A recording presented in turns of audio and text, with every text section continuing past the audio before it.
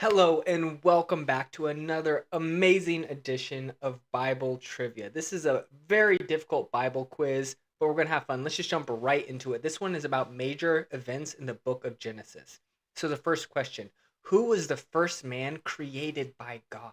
They're going to start off easy and get harder as we go. Is it A, Noah, B, Moses, C, Adam, or D, Abraham? The first man created by God. I know you've heard this story before. It's very common. We should all get this one correct, I believe. Answer is C, Adam. That's correct. Do you know who his partner was? Adam was the first man created by God, and he got the unique job of naming all the animals. Talk about starting with a clean slate. Interesting. The Garden of Eden. Sure you've heard this story before. It's a fantastic one. That's cool that you gotta name all the animals. Number two, what was the forbidden fruit that Adam and Eve ate in the Garden of Eden? The forbidden fruit. Was it A, a fig, B, a tomato? Interesting. C, an apple, or D, the Bible doesn't specify. Okay, I think we can rule out tomato. Even though technically that is a fruit, I'm gonna say it's not a tomato, right? The answer is D. The Bible doesn't specify. Interesting. You hear apple a lot. You hear a lot of people talking about apple. Although we often hear Adam and Eve ate an apple, the Bible doesn't actually specify what kind of fruit it was. What's important is that it was from the tree of knowledge of good and evil, and eating it led to the first sin. Moral of the story, sometimes curiosity really does kill the cat, or in this case, leads to a whole lot of trouble. Interesting explanation. Please comment down below. Have you heard this before? I've always heard it was an apple. That was always what I've heard. Number three, who built an ark to survive the flood? Who built the famous ark? Was it A, Abraham, B, Isaac, C, Noah, or D, Jacob? Who built an ark to survive the flood? The answer is C, Noah's Ark. Yes, these are starting off easy. It gets very difficult towards the end, but Noah was the main man God chose to build an ark and save his family and a bunch of animals from the great flood. While others thought he was crazy, Noah's obedience paid off, making him the ultimate prepper of the ancient world. Now, do you think he took all the animals on the planet or just some from his region? I've heard both sides. All right, number four.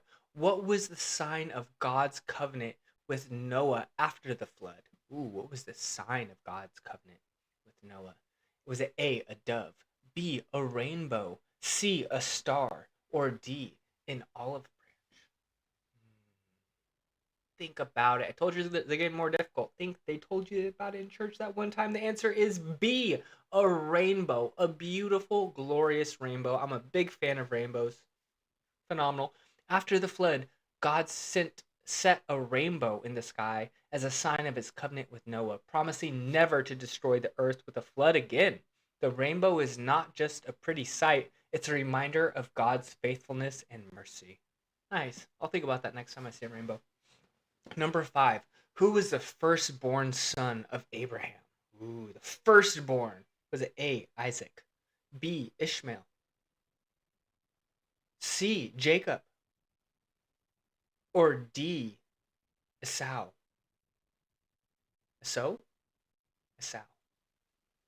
Comment down below. How do you pronounce number D? All right, the answer is B, Ishmael.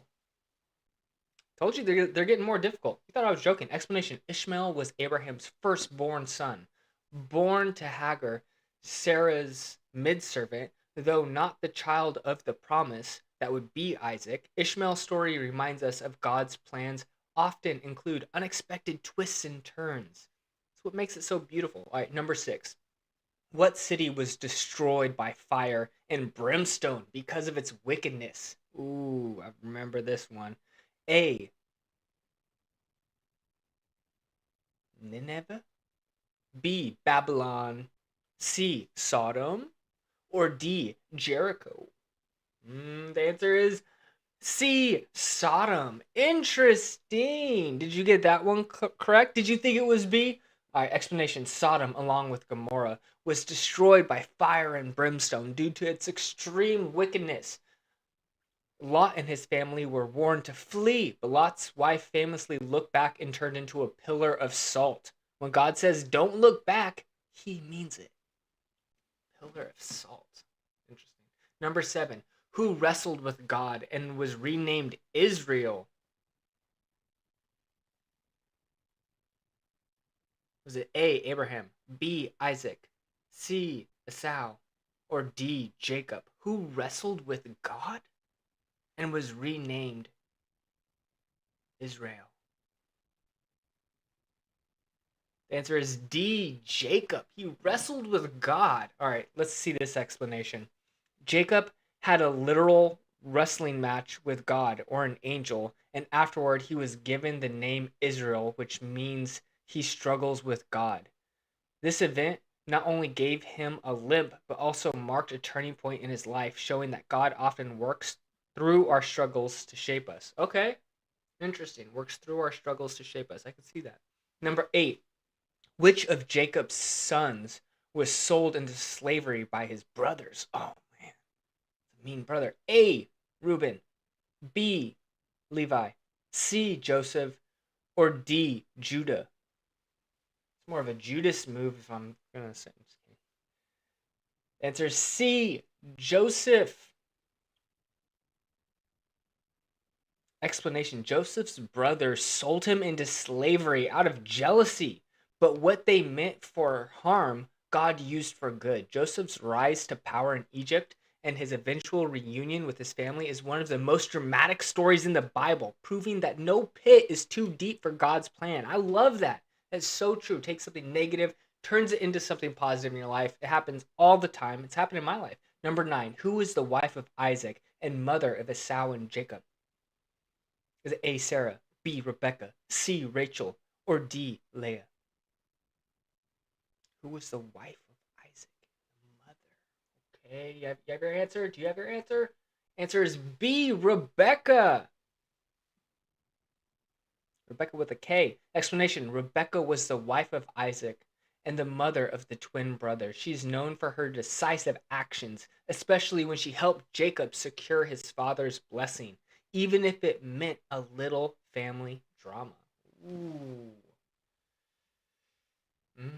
Lots of drama, but it all ends out good. Number 10. What was the tower that people tried to build to reach the heavens, leading to the confusion of the languages? Ooh, what was the tower that people tried to build to reach the heavens? Was it A, Tower of Jericho, B, Tower of Babel, C, Tower of Siloam, or D, Tower of Zion?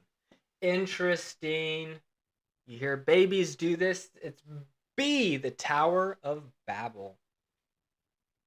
Interesting.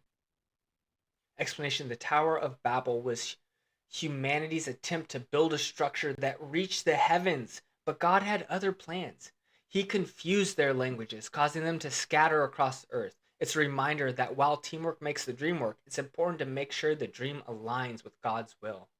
Nicely said. We are halfway done. Please comment down below. Have you gotten 10 out of 10? What is your score currently? Let us know in the comment section. They are going to get more difficult. It's getting a little bit more difficult, but it's not about being perfect. It's just about learning, getting better, having fun. Number 11. Who was the first woman created by God? Interesting. Kind of talked about this. They said the first man. So this is kind of this one's a free one for you. Is it A, Sarah, B, Eve, C, Rachel, or D, James the host? Come on. Doesn't even make sense. Who was the first woman created by God? That doesn't make sense on multiple levels. I wasn't even alive at this time. Silly. Answer B, Eve. I think we all knew this. Who came up with these answers?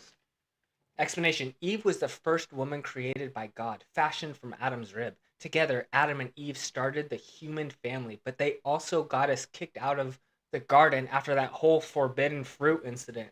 Oops. Okay. Number 12. What was the name of the garden where Adam and Eve lived?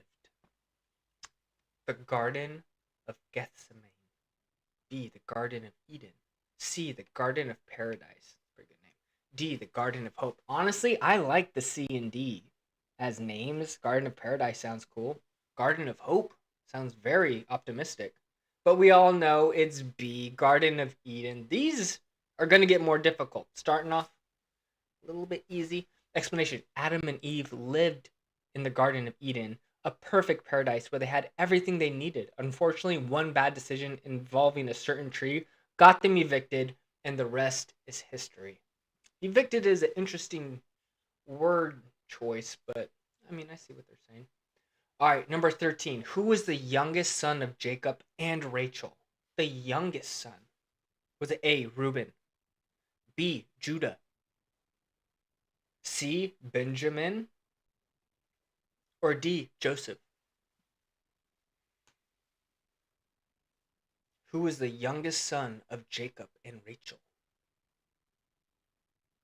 The answer is C, Benjamin. Did you know that one? Explanation: Benjamin was the youngest son of Jacob and Rachel. He was Joseph's only full brother and was particularly beloved by his father, making the story of Joseph and his brothers even more dramatic and emotional. Question 14. Which city did God call Abraham to leave in order to go to a land that he would show him? Is it A, Haran, B, Ur, C, Canaan, or D, Sodom? It's pronounced Ur?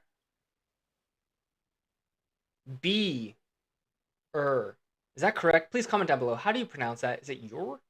Explanation: God called Abraham to leave his home in Ur and go to a land where he would show him, which turned out to be Canaan. Abraham's obedience to this call set the stage for the formation of the nation of Israel and made him the father.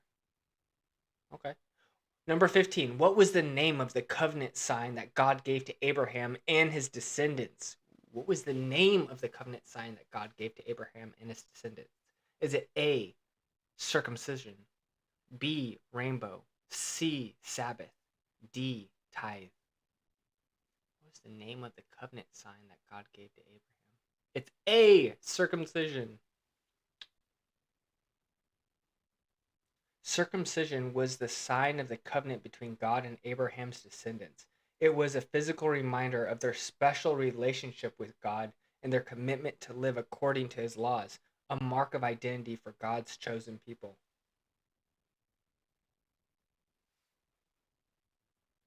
"16. Who was the servant of Sarah who bore Abraham's first son, Ishmael? Was it A, Hagar, B, Keturah, C, Rebecca, or D, Leah?"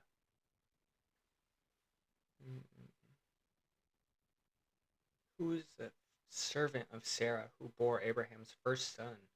It was A, Hagar. Explanation: Hagar, Sarah's Egyptian maidservant, bore Abraham's first son, Ishmael. This situation caused a lot of tension in the family, but God still had plans for Ishmael, promising that he would become a great nation as well.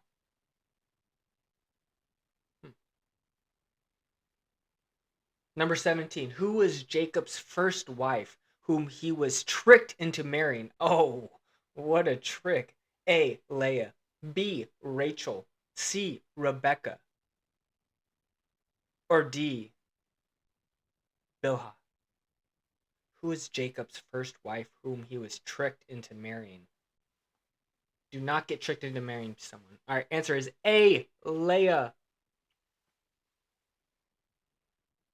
Jacob was tricked by his uncle Laban into marrying Leah, Rachel's older sister. Jacob had worked 7 years to marry Rachel, but ended up with Leah instead. Talk about an unexpected twist. Despite the deception, Leah became the mother of 6 of the 12 tribes of Israel. Whoa. 18. What did Esau trade to Jacob in exchange for a bowl of stew? A, his birthright. Ooh. B, his blessing. C, his inheritance. Or D, his flocks. Do you remember this one? What did Esau trade to Jacob in exchange for a bowl of stew? A, his birthright. Man, he must have been hungry. Okay, let's see. Esau traded his birthright, his special inheritance as the firstborn son, to Jacob for a bowl of stew. It was a short-sighted decision that changed the course of his life, showing that sometimes instant gratification isn't worth the long-term consequences. I'd say a lot of the times instant gratification isn't worth it. It's almost like a good sign of that's not going to be worth it, is if you get instant gratification. All right, number 19. Who was the son of Noah who saw his father's nakedness and told his brothers? Was it A, Shem, B, Ham, C, Japheth, or D, Canaan? Who was the son of Noah who saw his father's nakedness and told his brothers? The answer is B, Ham. Ham saw his father Noah's nakedness and told his brothers, who respectfully covered their father without looking. As a result, Noah cursed Ham's son Canaan, leading to consequences for generations. A reminder that actions often have far-reaching effects. Wow. All right, number 20. Which of the following people did not build an altar to God in Genesis? A, Noah. B, Abraham. C, Isaac. Or D, Laban. Which of the following people did not build an altar to God in Genesis? Big mistake. I would not recommend this. Answer is D, Laban. Laban did not build an altar to God in Genesis, unlike Noah, Abraham, and Isaac, who all built altars as acts of worship and dedication to God. Laban was more known for his trickery, particularly in dealing with his dealings with Jacob. Not good to be known as a trickster in the Bible. Way to go, though, everyone. Please comment your score down below. Was it 18 out of 20? Is it 15 out of 20? Did you only get 10 out of 20? That is okay. It's actually great because I bet if you were to retake this quiz right now, you would get 20 out of 20. That's right. If you were to redo this, you would get a perfect score. Go ahead and try. Honestly, I think it's a great way to spend your time. I commend you for taking time out of your day. And the whole point is to just get better. So thank you for joining me on this. And I hope you're having a great day. Let's just jump into the next quiz. And please comment down below what quiz you would like to see done. Is there, like, this one was on Genesis, but there's many different topics and I would love to cover it. So just let me know. This next one coming up is gonna be fun. So welcome back and get ready for another amazing Bible quiz. This one is on the plagues of Egypt. Let's just jump right into it. Do you know all the plagues in Egypt? Number 1, which plague turned the Nile River into blood? Was it the first plague? The second plague? The third plague? Or the fourth plague? Which plague turned the Nile River into blood? Ugh! Probably the grossest of the plagues, in my opinion. A, the first plague. What a way to start it out.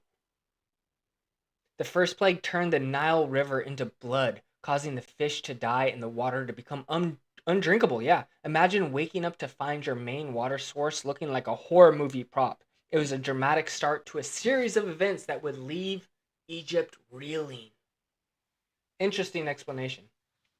Number 2, which plague brought frogs all over Egypt? Brought frogs. Didn't it rain down frogs? Isn't that what they said? A, the first plague. B, the second plague. C, the fifth plague. Or D, the seventh plague. So we can kind of cross out A, right? We just went over that. We just talked about how the Nile turned into blood. So it's not A. But which one made it rain down frogs? B. Oh, man. So it went blood river and then raining down frogs?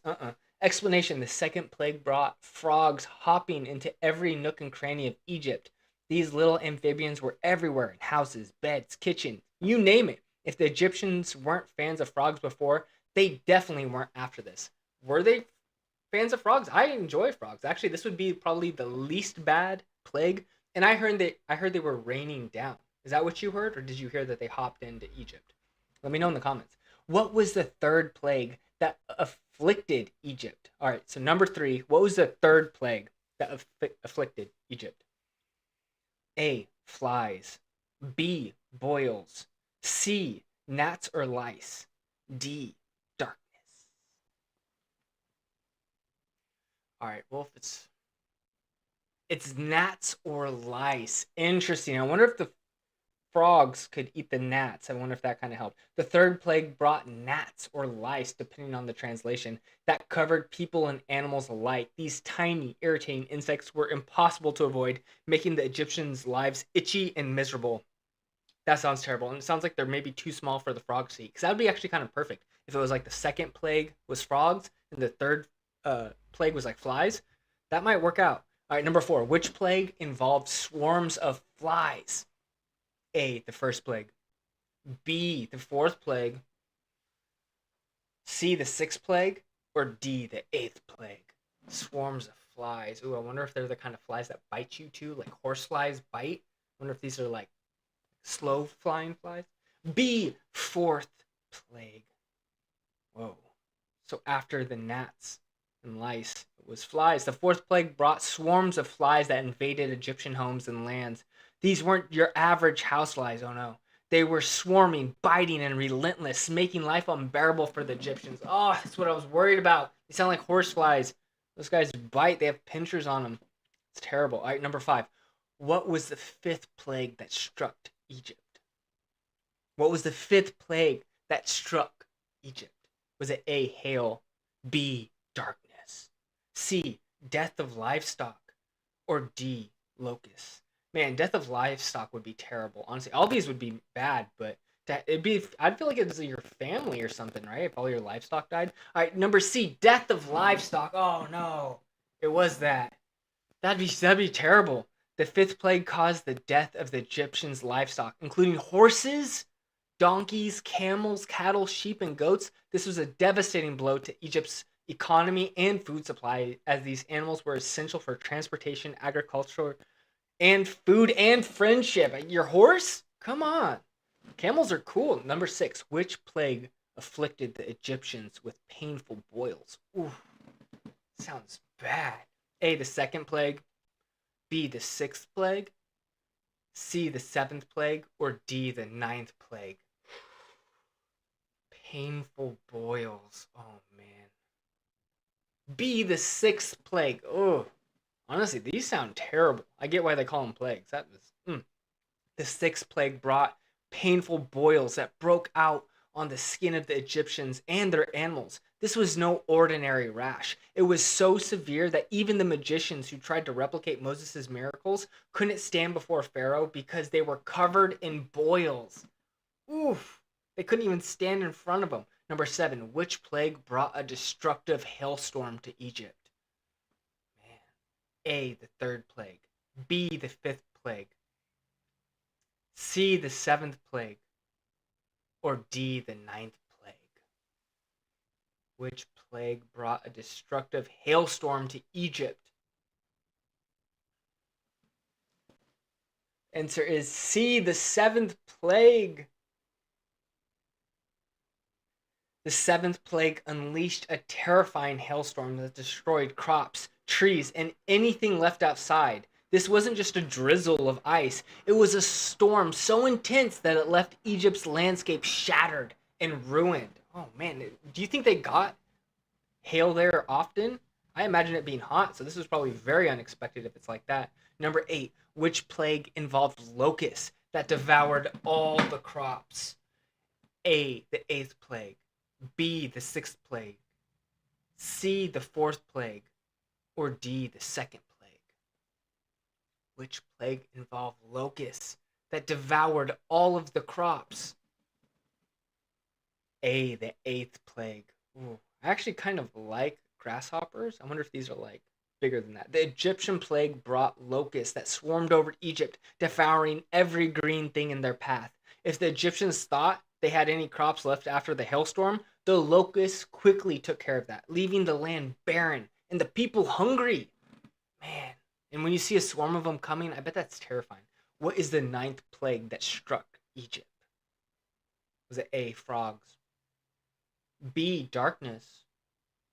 C, boils? D, death of the firstborn? That one's heavy. Answer is B, darkness.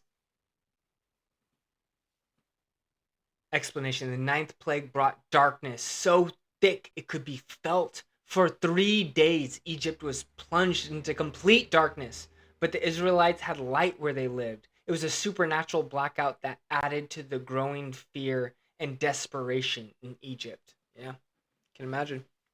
That would be freaky. 3 days of darkness, thick darkness. Which of the final plague led Pharaoh to release the Israelites? Which of the final plagues? Which final plague that led Pharaoh to release the Israelites? Was it A, hail, B, locusts, C, darkness, or D, death of the firstborn?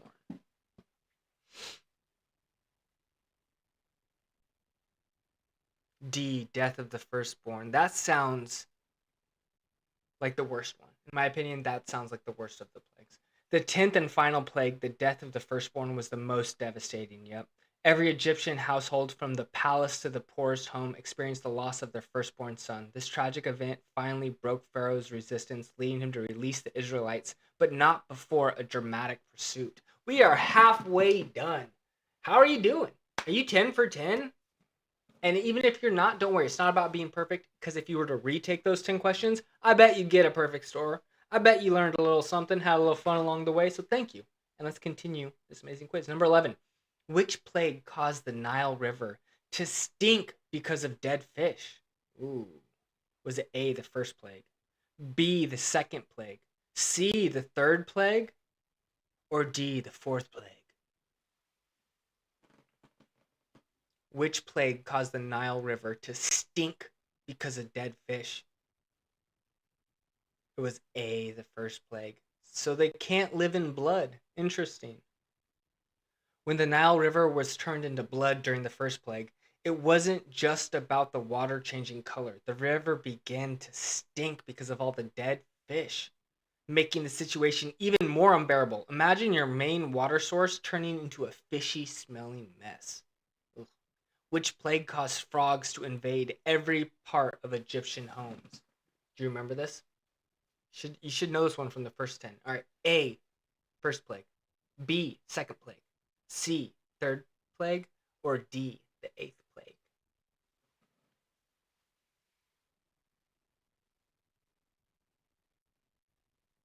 Answer is B, the second plague. The second plague brought frogs into every corner of Egyptian life, from their kitchens to their bedrooms. Frogs were everywhere, and while they're cute in small numbers, this many would drive anyone hopping mad. Okay. We're using puns now? That's the level we're going to? I'm just kidding. I love puns. All right, number 13. Which plague specifically affected only the Egyptians, sparing the Israelites? Okay, was it A, the frogs, B, boils, C, darkness, or D, flies? Okay, I don't think it's darkness. Or maybe what? The boils, maybe? That'd be a good one to miss, right? I would take darkness over boils. It's D, the flies. Flies knew. See the explanation. The fourth plague, which brought swarms of flies, only affected the Egyptians. The land of Goshen, where the Israelites lived, was spared. This distinction made it clear that God was protecting his people while delivering judgment on Egypt. Flies. What happened to the crops during the plague of hail? A, they were eaten by locusts. B, they were washed away. C, they were burned by fire from heaven. D, they were destroyed by the hail.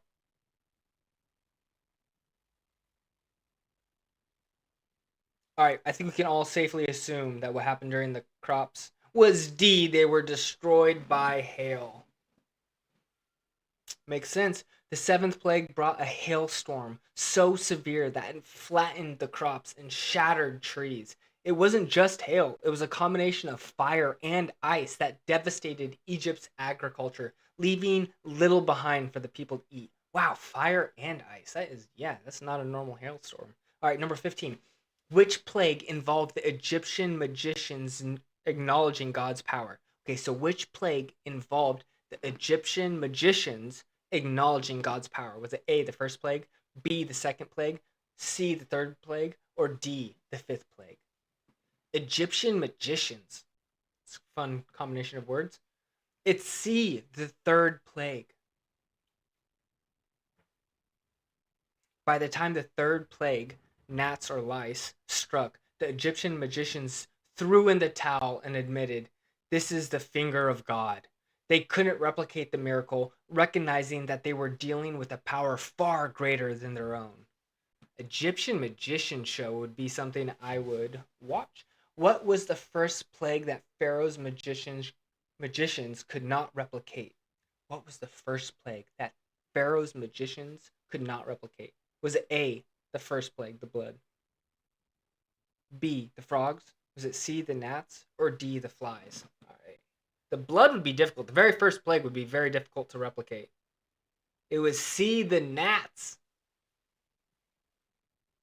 Could not, so they could replicate the first.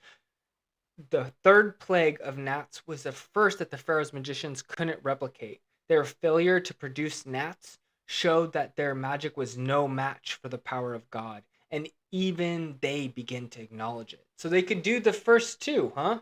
Okay. Interesting to see how they did that. Number 17, which plague caused the Egyptians to suffer from painful boils? The A, the sixth plague. B, the seventh plague. C, the eighth plague. Or D, the ninth plague. This one is kind of a freebie if you remember the first 10. Just seeing if you cemented in there. Did you really learn anything from the first 10? Did you already know this? It's A, the sixth plague. The sixth plague brought painful boils that erupted on the skin of both people and animals. This wasn't just an inconvenience. It was a painful and humiliating affliction that showed the physical toll of resisting God's commands. Sounds horrible. What did Pharaoh promise after the plague of locusts? What did Pharaoh promise after the plague of locusts? A, to release the Israelites immediately. B, to reduce the Israelites' workload. C, to let only the men go worship. D, to end slavery in Egypt. C, to let only the men go worship. After the eighth plague of locusts, Pharaoh offered to let only the men go worship in the wilderness, trying to negotiate with Moses. But Moses insisted that everyone, men, women, and children, must go, leading to further hardening of Pharaoh's heart. Number 19, during the plague of darkness, how long did Egypt remain in complete darkness? Was it A, 1 day, B, 2 days, C, 3 days, or D, 4 days? During the plague of darkness, a thick darkness, how long did Egypt remain in complete darkness? C, 3 days. The ninth plague brought 3 days of thick darkness over Egypt, so intense that people couldn't see each other or move about. Meanwhile, the Israelites had light where they lived, showing once again that God was protecting his people. What was the final plague that struck down the firstborn in Egypt? A, the plague of darkness. B, the death of the firstborn. C, the plague of boils. Or D, the plague of locusts. What was the final plague that struck down the firstborn in Egypt? The answer is B, the death of the firstborn. One of the most terrible. I'd probably say this is the worst one out of all of them. The 10th and final plague, the death of the firstborn, was the most devastating. Every firstborn son in Egypt died, from the Pharaoh's household to the lowest servants, finally breaking Pharaoh's resistance and leading to the release of the Israelites. Wow, that's devastating. Honestly, that's insane. Way to go, though. You are amazing. Please comment your score below. Out of 20, how many did you get? And please don't feel bad if it wasn't a perfect score. It's not about being perfect. It's about having fun, learning a little bit, getting closer to God, and just spending your day in the best way. So I thank you, and I hope you're having a wonderful day, and I'll see you the next time on Trivia. And we're going to do two more trivia games. Let me change this battery, though, because my camera's about to die on me. So just don't mind me. I'll be right back. Change my battery. battery.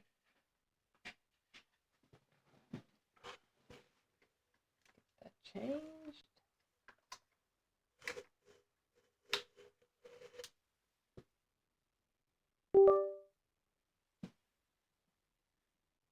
Change this. All right. Got the battery changed. Let's do the next quiz. Please let me know in the comments what would you like to see a quiz on. I am open to suggestions. The plagues of Egypt is fun, but there's only like 10 of them. And I'd like to have something that you can have more questions about, right? Like the Beatitudes. All right, let's do it. So welcome back to another Bible quiz. I hope you're having a wonderful day. I'm your host, James, and let's just jump into this next Bible quiz on the Beatitudes. Number 1, which gospel contains the Beatitudes? A, Mark. B, Luke. C, John. Or D, Matthew. So which gospel contains them? They're going to start off easier and they're going to get harder. Answer, it's D, Matthew. The Beatitudes are found in the Gospel of Matthew, specifically in the Sermon on the Mount. Jesus delivered these teachings to a crowd, offering a revolutionary perspective on what it means to be truly blessed. It's not about wealth or power, but about the condition of the heart. Amen. Which Beatitude says, "Blessed are the poor in spirit, for theirs is the kingdom of heaven." Blessed are the poor in spirit, for theirs is the kingdom of heaven. Is it A, first, B, second, C, third, or D, fourth?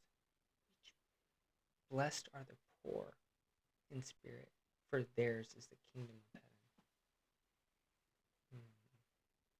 Answer is A, first.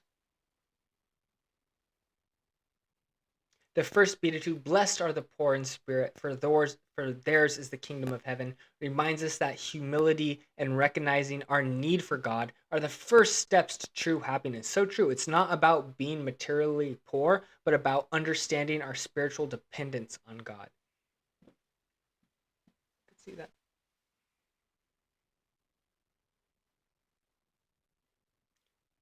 All right, number 3. "Blessed are those who mourn, for they shall be" what? Comforted? B, healed? C, rewarded? Or D, uplifted? Blessed are those who mourn, for they shall be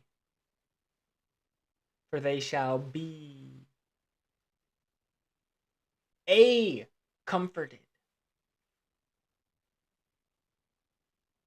In the second Beatitude, Jesus says, "Blessed are those who mourn, for they shall be comforted." This promise of comfort is a reassurance that God is close to the brokenhearted and brings healing and hope even in the midst of sorrow. So true. Number 4, "Blessed are the meek, for they shall inherit the" what? All right, is it A, kingdom of God, B, earth, C, heavens, or D, promised land? So number 4, "Blessed are the meek, for they shall inherit."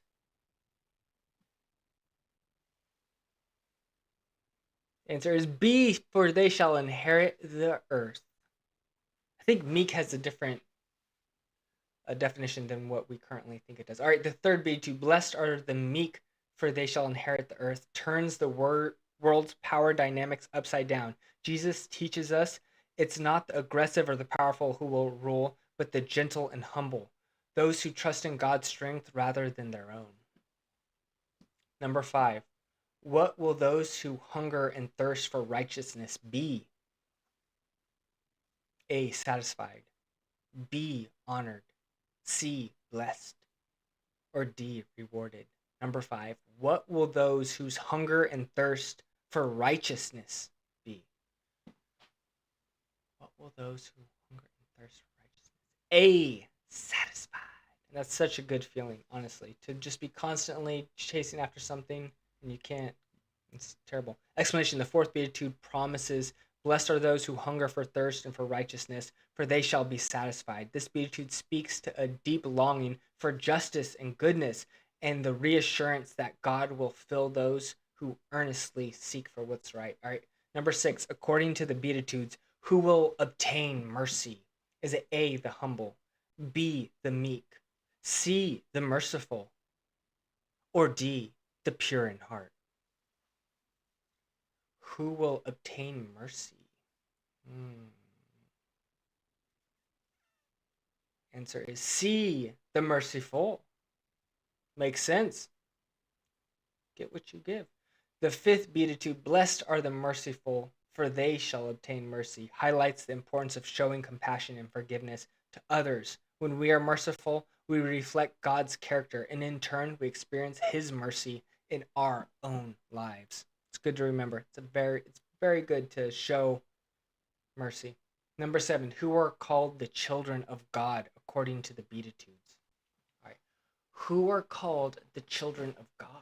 Interesting. Is it A, the meek, B, the peacemakers, C, the merciful, or D, the pure in heart? Do you remember this one? Answer is B, the peacemakers. Explanation. The seventh beatitude, blessed are the peacemakers, for they shall be called children of God, reveals that those who work to bring peace and reconciliation are reflecting God's own nature. When we act as peacemakers, we show the world that what it means to be part of God's family. So true. Number 8, blessed are the pure in heart, for they shall what? A, see God. B, inherit the earth. C, be comforted. Or D, receive money. Blessed are the pure in heart, for they shall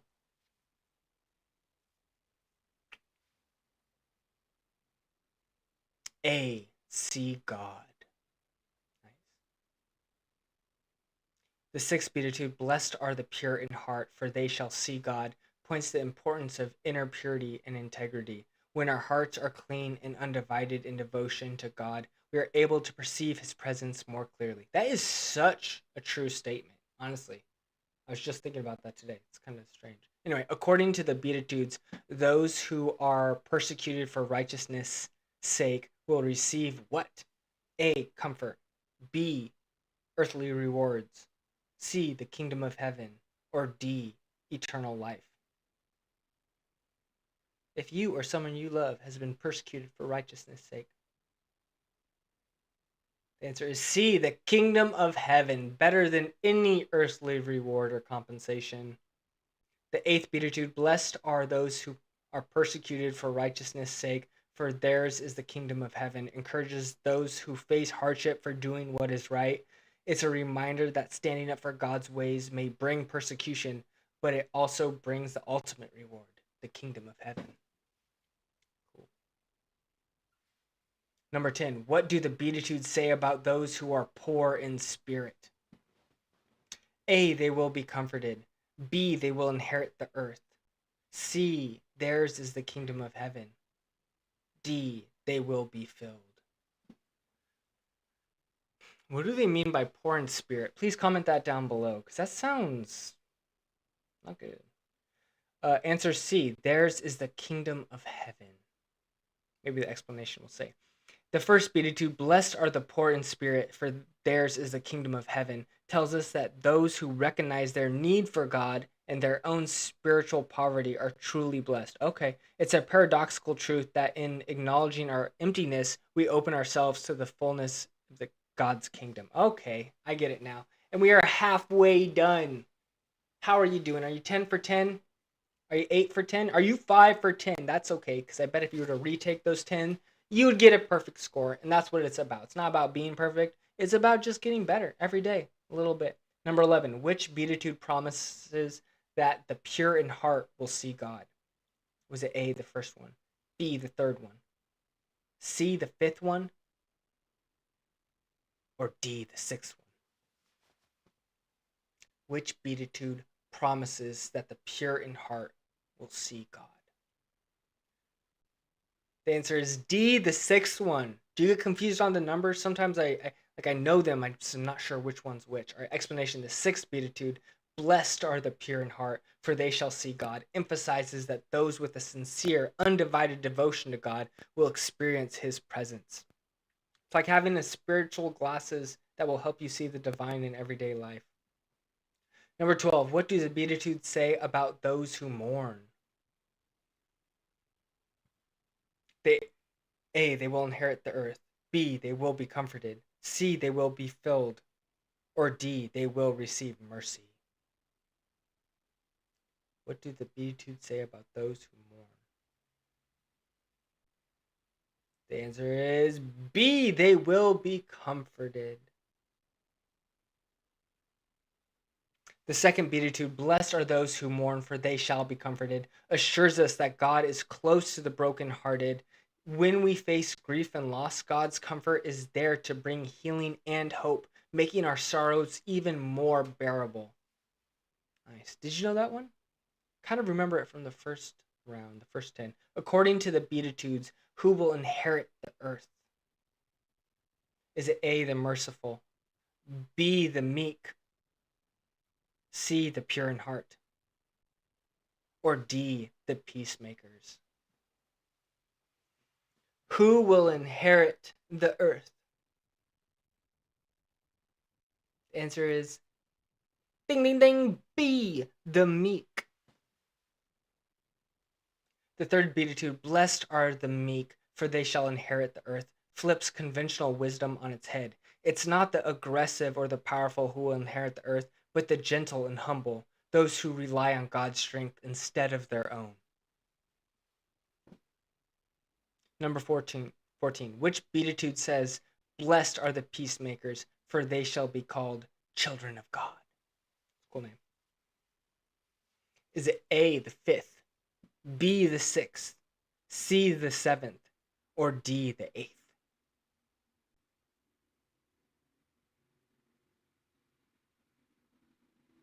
The answer is C, the seventh. In the seventh Beatitude, blessed are the peacemakers, for they shall be called children of God, highlights the importance of working for peace and reconciliation. Peacemakers reflect God's heart, earning them the title of his children. That's a pretty awesome family to be a part of. That's so true. Correct explanation. All right. What will happen to those who hunger and thirst for righteousness according to the Beatitudes? A, they will be persecuted. B, they will be filled. C, they will receive mercy. D, they will inherit the kingdom of heaven. Those who hunger and thirst for righteousness. B, they will be filled. Explanation. The fourth Beatitude, blessed are those who hunger and thirst for righteousness, for they shall be filled, promises that God will satisfy our deepest desires for justice and goodness. It's a reminder that when we seek God's ways, he will meet us with abundant blessings. Amen. Number 16, who will receive mercy according to the Beatitudes? A, the pure in heart. B, the meek. C, the merciful. Or D, the persecuted.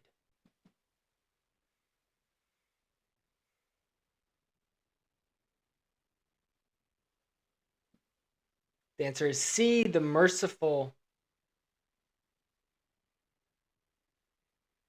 The fifth Beatitude, blessed are the merciful, for they shall obtain mercy, shows that when we show kindness and forgiveness to others, we open ourselves up to receiving the same from God. It's like the golden rule in action. What goes around comes around. So true.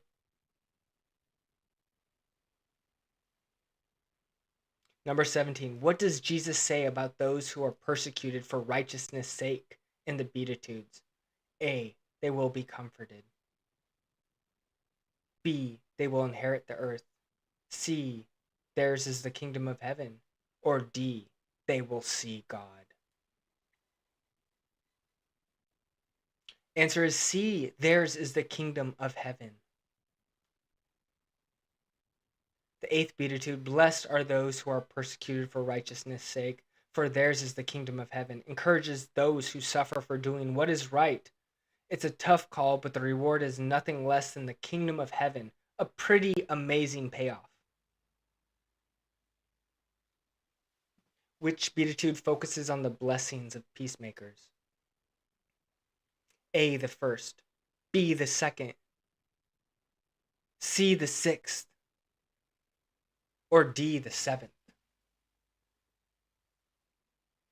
Which beatitude focuses on the blessings of peacemakers?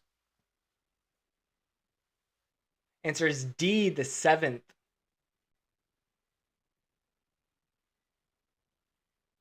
The seventh beatitude, blessed are the peacemakers, for they shall be called children of God, teaches us that those who strive to bring peace and harmony are truly blessed.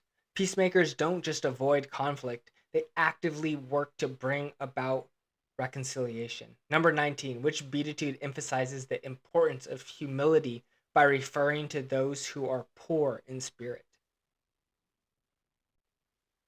Emphasizes the importance of humility.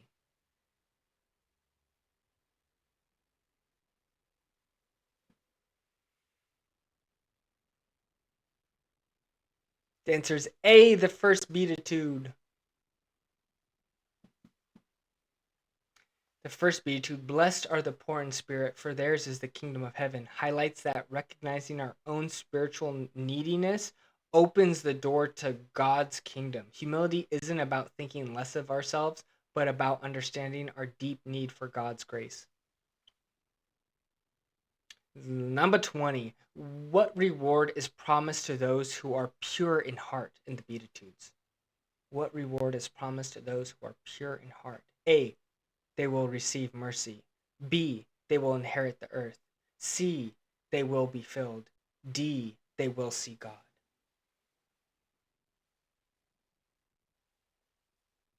Answer is D, they will see God. The sixth beatitude, blessed are the pure in heart, for they shall see God, assures us that those who strive for purity and integrity in their lives will experience God's presence. It's a powerful reminder that our inner life matters, and those who seek God with a pure heart will be rewarded with a deeper connection to Him. And that's what it's all about. Congratulations, you made it through the quiz. Please comment your score down below and be real, be humble. It's okay if you didn't get 20 out of 20 because it's what it said right there at the end. It's about strengthening your connection to God. And this is such a fun way to spend your day learning about the Bible, learning about like doing a little trivia, just having fun. I hope you enjoyed this one that's on the Beatitudes. Please comment down below another topic or portion of the Bible that you would like to see a quiz on. I would love to make one for like a request or whatever, but hope you're having a great day. As always, a blessed day, and I'll see you next time. Peace. But we do have one more, so if you want to do one more, I got you. I'm your guy. James has got you. This one, it's gonna be a lot of fun. This one is about Bible verses about love. I should have started with this one. So this is one of my favorite Bible quizzes. It's Bible verses about love. And what's a better topic than love in the Bible? Because honestly, I think they're almost synonyms. Like what God wants for you has a lot to do with love. So let's just jump into this quiz, see how much you know about it. Number 1, which verse begins, "For God so loved the world"? Which verse begins, "For God so loved the world"? Is it John 3:16, Romans 8:28? C, 1 Corinthians 13:4. D, Matthew 22:37. Which verse begins, "For God so loved the world"? Answer is A, John 3:16, a classic. Explanation, John 3:16 is one of the most famous verses in the Bible stating, "For God so loved the world that he gave his one and only Son, that whoever believes in him shall not perish, but have eternal life." This verse is often called the gospel in a nutshell because it beautifully summarizes God's love. Wow. Number 2, love is patient. Love is kind. Is found in what chapter? That sounds like a song. Love is patient. Love is kind. Is found in what chapter? A, Romans 12.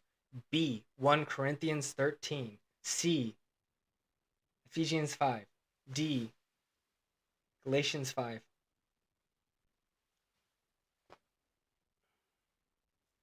The answer is B, 1 Corinthians 13. Explanation. Often referred to as the love chapter, gives us a poetic and profound description of love. This chapter is frequently read at weddings, but it's also a reminder for everyday life. Love isn't just about grand gestures, it's about patience, kindness, and selflessness. So true. And you do hear that a lot at weddings. It's a great chapter. I'm going to enjoy this quiz. All right, number 3. According to 1 John 4:8, what is God? According to John, what is God? A, spirit. B, love. C, truth. D, light. E, all of the above. Should have put that in there.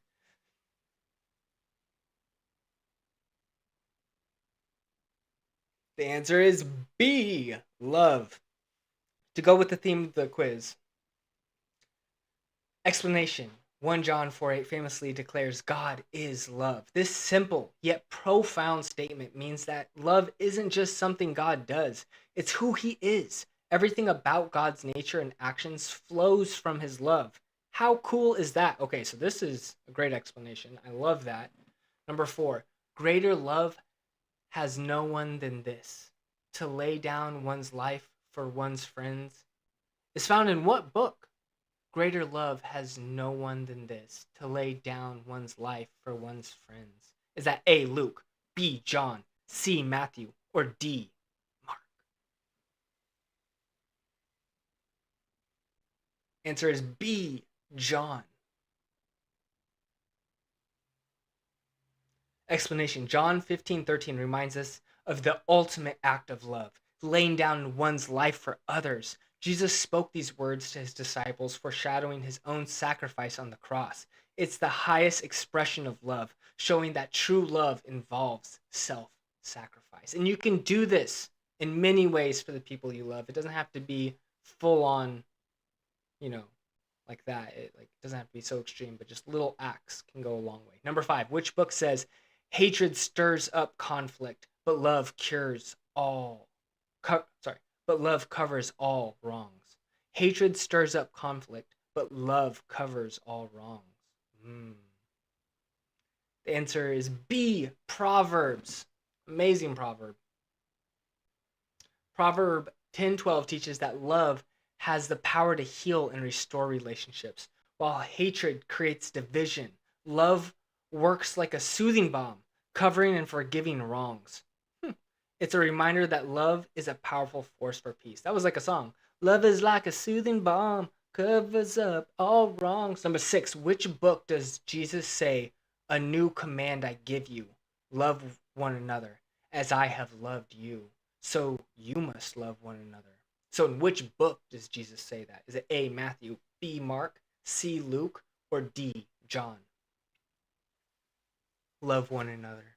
Answer is D, John. In John 13:34, Jesus gives his disciples a new commandment, to love one another just as he has loved them. This wasn't just a suggestion, it was a command. Jesus set the example, and now he calls us to follow in his footsteps by loving others selflessly. Number 7, love your neighbor as yourself is part of which commandment? Is it A, the first commandment, B, the second commandment, C, the third commandment, or D, the fourth commandment? You know this one if you did my commandment quiz. We went over this. Love your neighbor as yourself.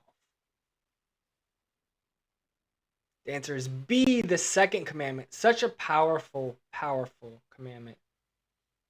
Jesus summarized the entire law with 2 commandments, and the second one is love your neighbor as yourself.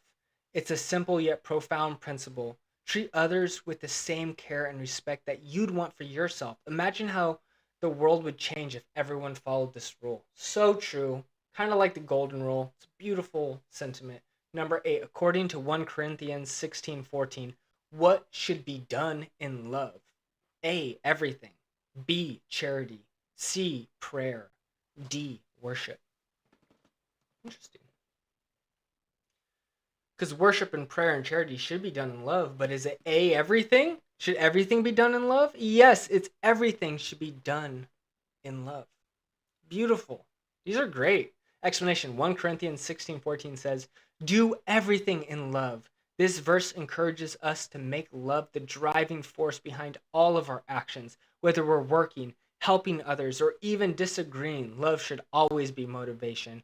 I really love this explanation, honestly. I feel that passion is love and that we should be more passionate in everything we do. Number 9, which book contains the verse, above all, love each other deeply because love covers over a multitude of sins? Is it A, James, B, 1 Peter, C, Hebrews, or D, Colossians? Answer B, 1 Peter. Explanation 1 Peter 4:8 encourages us to love each other deeply because love can cover many sins. This means that when we love others genuinely, it can lead to forgiveness, reconciliation, and healing in relationships. Love has a way of soothing out even the roughest edges. Number 10. Let us not love with words or speech, but with actions and in truth, is found in what epistle? A, Romans, B, Galatians, C, 1 John, or D, 2 Corinthians?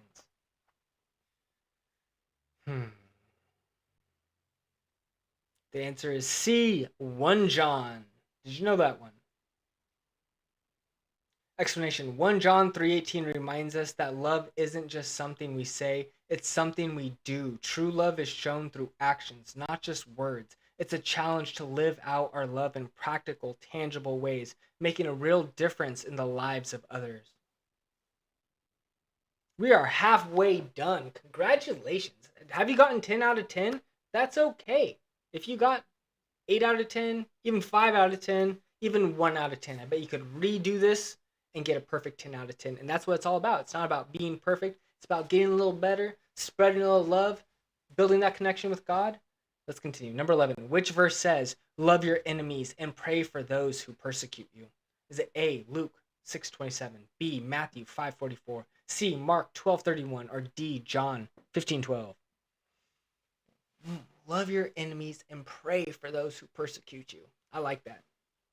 I like it a lot. It's B, Matthew 5:44. Explanation. In Matthew 5:44, Jesus takes love to a whole new level by telling us to love our enemies and pray for those who persecute us. It's not easy, but it's the kind of radical love that can change hearts and lives, including our own.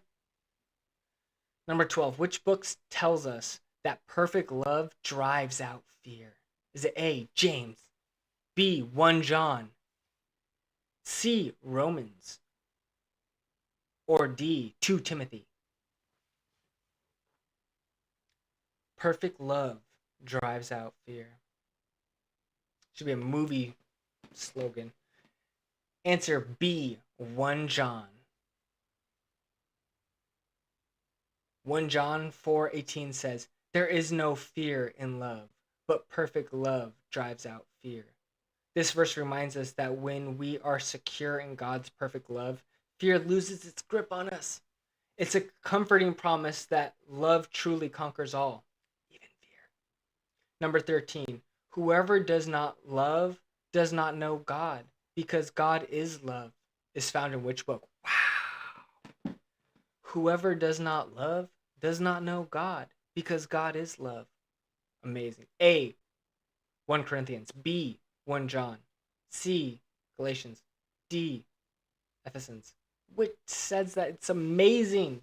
B, 1 John. Let's give it up for 1 John. That's an amazing one. Okay, 1 John 4:8 hits home with this simple truth. Whoever does not love does not know God, because God is love. This verse challenges us to reflect God's nature in our own lives by loving others. It's a pretty clear indicator of our relationship with Him. Nice. Which book contains the verse, love does no harm to a neighbor, therefore Love is the fulfillment of the law. Which book contains love does no harm to a neighbor? Therefore, love is the fulfillment of the law. A. Romans. B. Galatians. C. Hebrews. D. James. Answer is A. Romans. Explanation. Romans 13:10 reminds us that love is the essence of God's law. If we truly love our neighbors, we won't do anything to harm them. It's as simple as that. Love doesn't just follow the rules, it fulfills the law completely. Number 15, which gospel records Jesus saying, "As the Father has loved me, so have I loved you. Now remain in my love"? A. Matthew. B. Mark. C. Luke. D. John. As the Father has loved me, so have I loved you. Now remain in my love. Answer D. John. Did you get that one right? Explanation. John 15:9 is a beautiful reminder of Jesus' love for us. Just as the Father loves him, he loves us, and he invites us to remain in that love. It's an invitation to stay connected to the source of all love and let it flow through our lives. Number 16, which book tells us love must be sincere? Hate what is evil, cling to what is good. Love must be sincere. Hate what is evil, cling to what is good. A. Romans. B. 1 Corinthians. C. Ephesians. D. Chamber of Secrets. That's a... Oh, okay. Answer A. Romans. Chamber of Secrets. Romans 12:9 encourages us to let our love be genuine and without hypocrisy. True love isn't just about warm feelings. It's about choosing to hate what is evil and cling to what is good, reflecting God's heart in our actions. There better not be any more Harry Potter references in here. Number 17. My command is this: love each other as I have loved you. Is found in which book? A. Matthew. B. Mark. C. John. D. Luke. My command is this: love each other as I have loved you. Is found in which book? Answer C. John. Explanation. In John 15:12, Jesus commands us to love each other just as he has loved us. This isn't a suggestion, it's a command from the one who laid down his life for us. When we love like Jesus, we show the world what God's love looks like. That's cool. Number 18, which verse says, "And over all these virtues put on love, which binds them all together in perfect unity"? Which verse says, "And over all these virtues put on love, which binds them all together in perfect unity"? Answer C. Colossians 3:14. It reminds us that love is the glue that holds all other virtues together. Kindness, humility, gentleness, and patience are all important, but love is what binds them perfect unity. Without love, even the best virtues fall apart. Nice. Kindness, humility, gentleness, and patience. Such good qualities. Number 19. Which book says, "And now these three remain: faith, hope, and love. But the greatest of these is love"? All right, so which book says, "And now these three remain: faith, hope, and love. But the greatest of these is love"? Answer A. 1 Corinthians. Explanation. 1 Corinthians 13:13 concludes the famous love chapter by emphasizing that love is the greatest of all virtues. Faith and hope are essential, but love is the greatest because it's eternal and reflects the very nature of God. Number 20, which verse says, "Dear children, let us not love with words or speech, but with actions and in truth"? Right, so which verse says, "Dear children, let us not love with words or speech, but with actions and truth"?